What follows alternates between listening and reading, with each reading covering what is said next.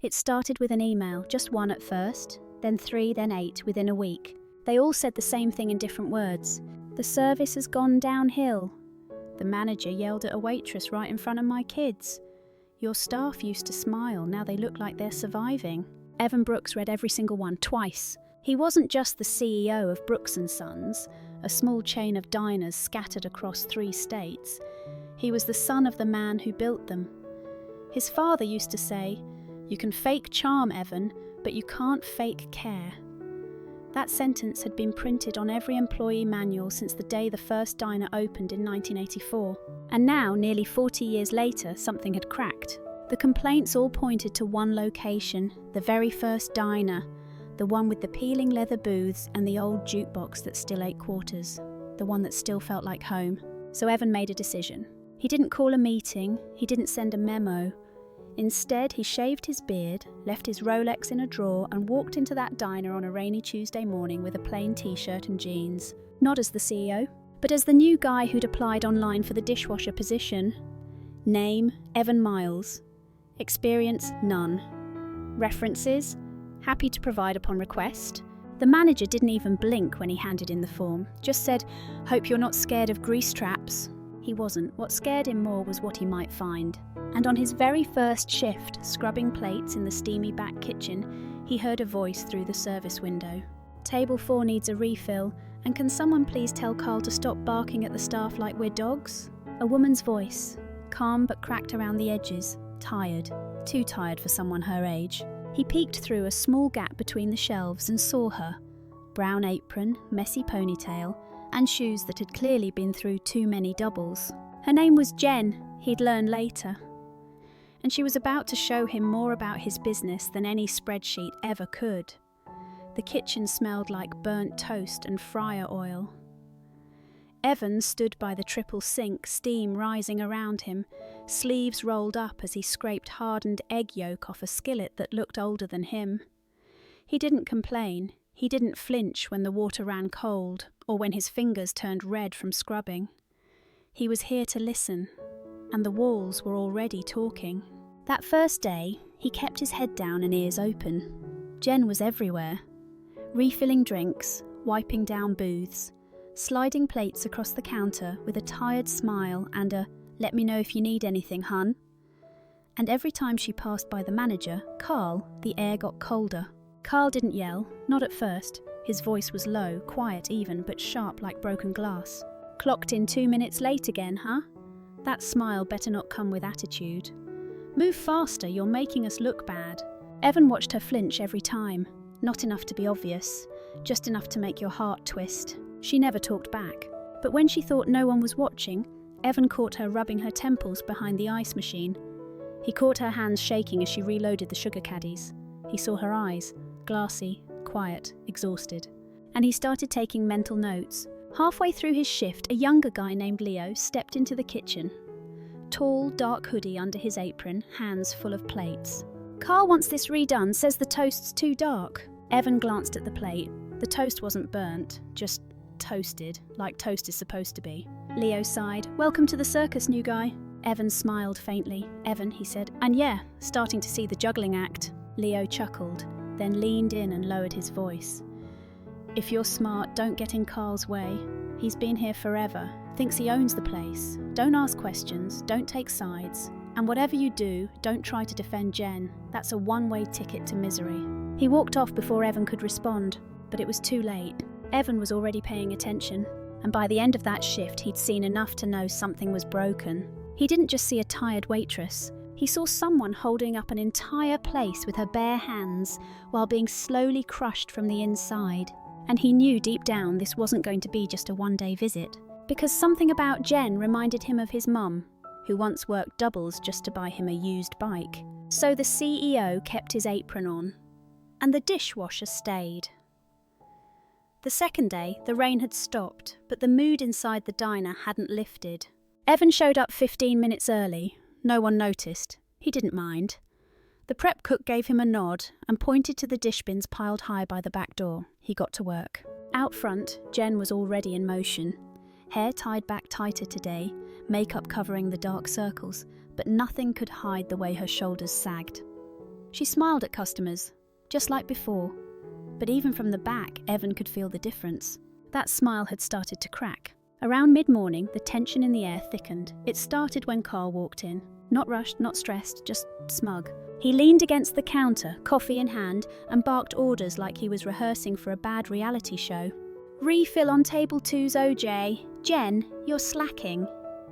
Where's the side of bacon for the senior combo? We're not giving out free rides here. Leo, you wipe that counter again like a zombie and I'll send you to the hostess stand where you can actually look useful." Jen kept her head down, didn't say a word, until Evan heard it, a sound he didn't expect in a place like this. Not above the sizzle of the grill or the clatter of dishes. It was quiet, muffled, but unmistakable. Someone crying. He stepped into the back hallway near the dry storage where the sound was coming from. It was Jen, curled up on a crate of paper towels, elbows on her knees, face in her hands, trying to muffle the sobs. Her apron was still on, her name tag tilted sideways. She looked like someone who had run out of places to hold the weight. Evan froze. He knew he wasn't supposed to see this. But he also knew this was the moment, the one you don't look away from. So he took a step forward and gently cleared his throat. "Hey, sorry, didn't mean to." Jen jerked upright, wiping at her face like it would undo everything. "I'm fine, I'm good, just allergies." Evan crouched down, keeping a respectful distance. "Bad allergies," he said softly. She gave a weak smile, worst in years.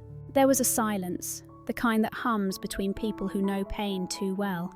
"I get it," he said, "some days just hit harder than others." She nodded, eyes glassy. "I'm just tired, that's all. It's been a long week, month, year." He didn't pry, didn't ask questions she wasn't ready to answer. But before she walked away, she said something that stuck.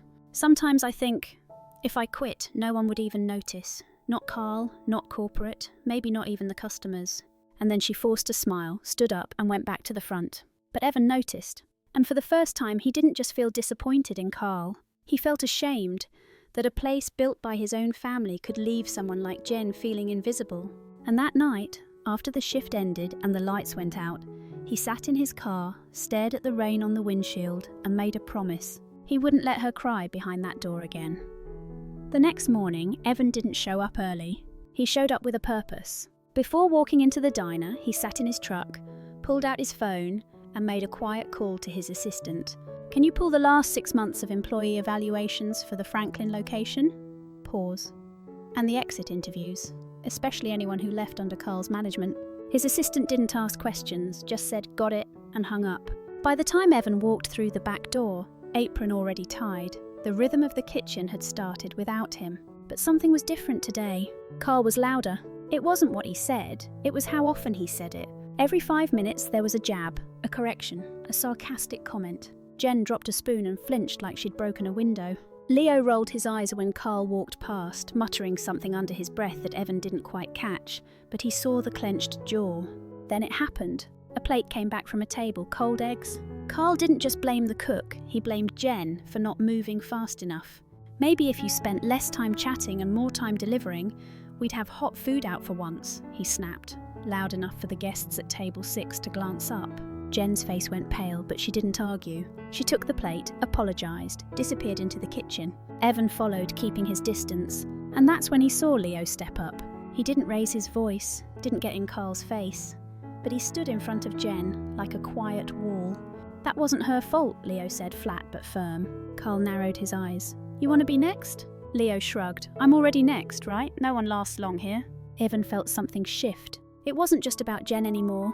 This was bigger, deeper, systemic. Carl had turned the diner into a place where good people came in with light and left burned out and bitter. That afternoon, after the lunch rush, Evan stepped out back and called his assistant again. "I want Carl's original hiring file and the performance reports he submitted. Something doesn't add up." He paused. "And send someone to cover me tomorrow. I'm extending my training. I need more time." His assistant hesitated. "You okay?" Evan looked through the screen door, where Jen was laughing, actually laughing, with a little boy at table 3 who'd spilled his chocolate milk. She looked like herself again, for just a second. He smiled faintly. "Yeah, I'm good," he said, "but this place isn't." And tomorrow he planned to dig deeper, because every time Carl opened his mouth, Evan felt something inside him tighten, not as a CEO, but as a man who believed work should never steal someone's dignity. By day 4, Evan knew the rhythm of the diner better than some of the actual staff. He knew the dishwasher jammed if you overloaded the left tray. He knew table 9 tipped well if you remembered to bring extra napkins. And he knew that Carl got meaner after 10 a.m, like clockwork. That morning, things were already tense. A supplier had shorted the order, the coffee machine was acting up, and a couple of regulars were grumbling about slow service. Carl, of course, made sure everyone knew it wasn't his fault.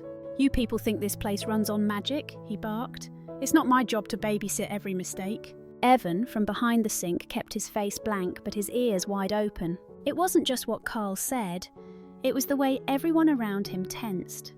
No one joked, no one relaxed. Even the cook, a stocky guy named Luis, who looked like he could bench press a fridge, kept his head down and avoided eye contact. That's what a toxic boss does, Evan thought. They don't yell all day, they make everyone walk quieter. After the breakfast rush, Jen was restocking the coffee station when her hand slipped. A glass creamer hit the floor and shattered. The diner fell silent for half a beat. Then Carl's voice cut through it like a whip. "Unbelievable." Jen crouched to pick it up, but he kept going. "You've been here, 2 years? And you're still dropping things like a newbie? You want me to dock your pay for broken dishes?" Evan felt something in his chest tighten. Jen froze. Her fingers hovered over the glass, shaking. She didn't say a word. But before Carl could unload again, Leo stepped in. "I'll clean it," he said quickly, grabbing the broom. Carl's glare turned on him. "You her bodyguard now?" Leo didn't flinch, just trying to keep the floor safe so no one else gets hurt. Carl muttered something under his breath and walked off. Jen didn't move. Evan noticed her eyes, not angry, not tearful, just blank, like someone who had already accepted this was her life. That was the moment he realised something. Carl wasn't just a jerk, he was erasing people. And if Evan hadn't come in pretending to be invisible, he might never have seen it. That afternoon, he pulled Leo aside near the dumpster out back, where no one could hear. "Hey," Evan said, "quick question, off the record." Leo narrowed his eyes. "Okay.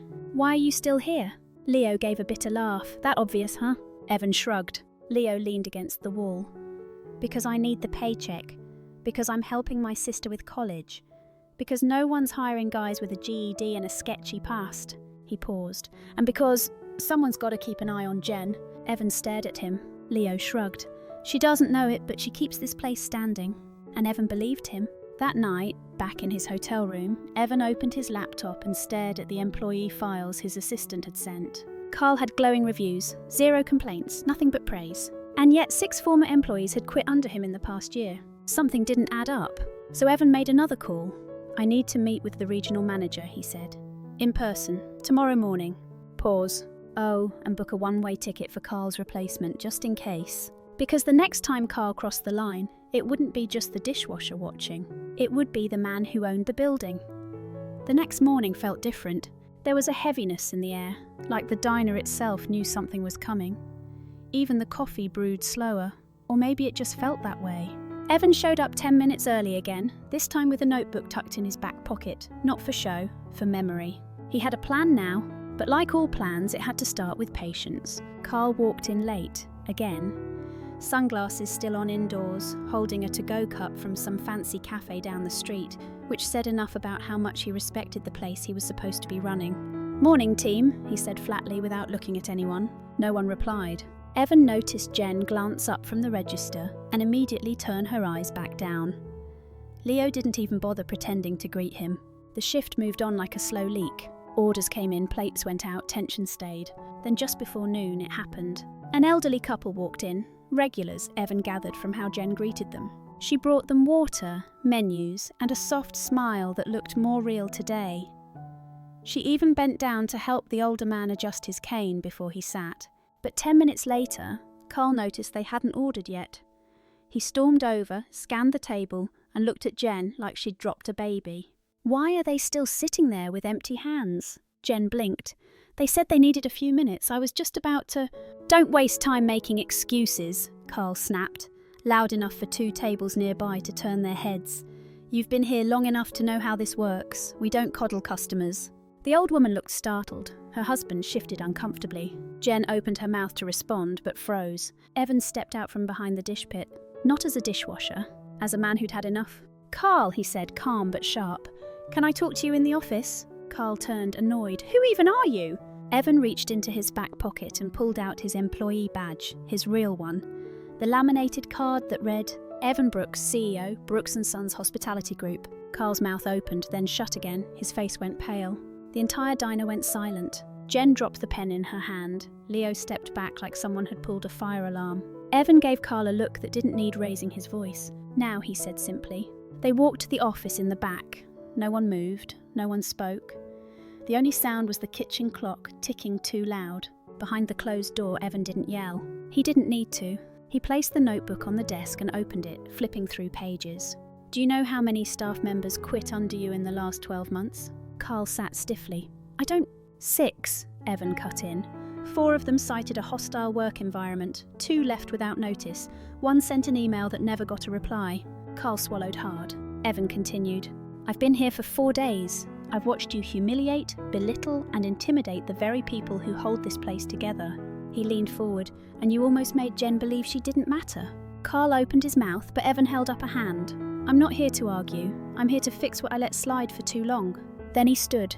You're done here, effective immediately. Carl stood slowly, trying to regain some dignity. You can't just... I can, Evan said, and I just did. He opened the office door. And out in the diner, the sound of forks scraping plates had never been more satisfying. Carl walked out, red-faced and silent. No one clapped, no one cheered. But Jen looked up and smiled, a real smile, for the first time since Evan walked through that back door. And in that moment he knew. Firing Carl wasn't just about punishing someone. It was about giving people their light back. After Carl walked out, the silence in the diner stretched thin. No one moved. Even the cook stopped mid-flip on the griddle. Even stood by the office door for a second, eyes scanning the room. He didn't expect applause. He wasn't looking for it. What he saw instead were faces, worn, wide-eyed and waiting to see what kind of man he really was. He stepped forward, untied the apron from his waist and laid it gently on the counter. I think it's time I introduce myself properly, he said, his voice steady but kind. I'm Evan Brooks, CEO of Brooks & Sons. Mouths fell open. One of the line cooks muttered, no way. Evan smiled faintly, way. He gestured toward the dining room, toward the people who had shown up day after day without knowing they were being watched. I didn't come here to play games. I came because I heard the complaints, I read the emails, and I couldn't ignore the gut feeling that something was wrong. I just didn't realize how right that feeling was until I saw it for myself. He paused, letting that land. You all deserve better. Not just better management, better respect, better hours. A workplace where no one walks on eggshells just to make it through a shift. No one spoke, but the look said everything. He turned to Jen. I saw the way you held this place together. I saw how you showed up every single day, even when it hurt. And I'm sorry it took me this long to notice. Her lips trembled. She nodded slowly, grateful but overwhelmed. Then he looked at Leo. You've got guts. You stepped up when no one else did. You looked out for people when it wasn't your job. Leo looked away, a little embarrassed. Evan continued, which is why, starting next week, I'd like you to take over as assistant manager, full-time, with a raise. Jen's head snapped up. Leo blinked like he hadn't heard him right. You're serious? He said. As a heart attack, Evan replied. The tension in the room shifted. Just a little. It wasn't joy yet, but it was something lighter than fear. Carl's replacement will be here tomorrow, Evan added. Someone I trust. Someone who believes in people first, profits second. He looked around again. But this place isn't just about leadership changes, it's about rebuilding trust. So I'm asking you, help me do that. Be honest, be vocal, I'll listen, I promise. One of the servers clapped once, then twice. Then the others followed, not loud and rowdy, but genuine, like they were exhaling for the first time in months. And when the customers realised something big had just happened, a few even joined in, nodding at Jen, smiling at Leo, shaking Evan's hand on their way out. He wasn't just a CEO now, he was the man who showed up, and stayed long enough to care. The next day, the sun came up a little warmer, or maybe it just felt that way. When Evan walked into the diner that morning, he wasn't wearing an apron, he wasn't scrubbing pans or taking out trash, he was just Evan. No disguise, no walls. And something about that seemed to shift the whole energy of the place. People looked up when he walked in now, not with fear, with curiosity, with maybe even a little hope. The new manager arrived right on time, Monica Alvarez, a woman with 20 years of restaurant experience, and the kind of calm authority that made people straighten up without feeling small. She walked in, shook hands with everyone, and didn't give any speeches. She just asked, "How can I make your day easier?"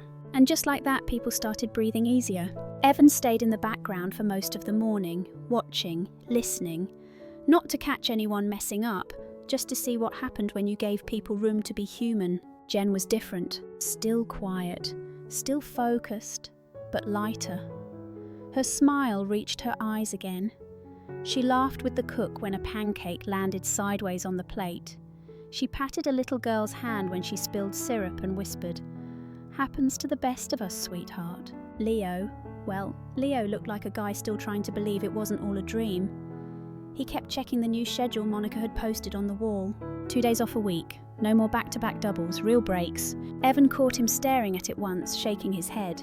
"It's weird," Leo said. "I didn't realise how much I stopped expecting good things." Evan nodded. It happened slowly and then all at once. They stood there in a quiet moment, two men who'd worn a lot of weight in silence. That afternoon, Monica gathered the staff for a quick meeting. No clipboard, no lectures, just her voice, calm and warm. "I want to hear what's working and what's not," she said. "No judgment, just honesty. We'll figure it out together." And they did. The busboy asked for better cleaning supplies. The line cook suggested a prep checklist to cut morning chaos. Jen asked, almost shyly, if they could bring back the old staff birthday board. Evan smiled at that one. "Done," he said. "And we'll add an Employee of the Month wall too, with real bonuses this time." Everyone laughed, but it wasn't the hollow kind. It was the kind that made you feel like maybe you belonged. That evening, as the dinner rush wound down, Jen came to find Evan. She looked nervous at first, like she wasn't sure if it was okay to speak freely. But then she said, "Thank you, not just for all this, but for seeing us." Evan looked at her, really looked, and said, "Thank you for not giving up before we got it right." She blinked back a tear and nodded. It wasn't fixed overnight, something still needed time. But the lights in the diner didn't feel so harsh anymore, and neither did the work. Because when people feel seen, they stand taller. And when they stand taller, they serve better. Not just coffee, but each other. A week later, something unexpected started happening. Customers came back. Not the usual Saturday regulars, but people they hadn't seen in months. Folks who once left frustrated, now walking through the doors with cautious smiles, like they were giving the place one more shot. And word spread, not through billboards or ads, through something quieter, through people. "I heard it's different now." Someone said the manager changed. "My neighbour said the waitress cried when a customer tipped her, and not because it was bad." The diner felt alive again. The jukebox, long unplugged, was quietly humming in the background, and someone even fixed the squeaky hinge on the back door. Monica stood near the coffee station each morning, greeting every employee by name. She didn't just clock hours, she clocked people, and that mattered. "Jen," she moved with ease now, her laugh came quicker. She didn't flinch when a plate hit the floor or when someone called her name from across the room. She even took 5 minutes to sit with an older man who ate alone and talked about his late wife. Afterward, the man left a note on his receipt. "Thank you for being the kindest part of my week." Leo, now in his new role as assistant manager, didn't let the title go to his head. He still bussed tables when things got busy, still jumped in when the dishwasher jammed. But he stood taller now, shoulders square, like a guy who believed in the skin he was wearing.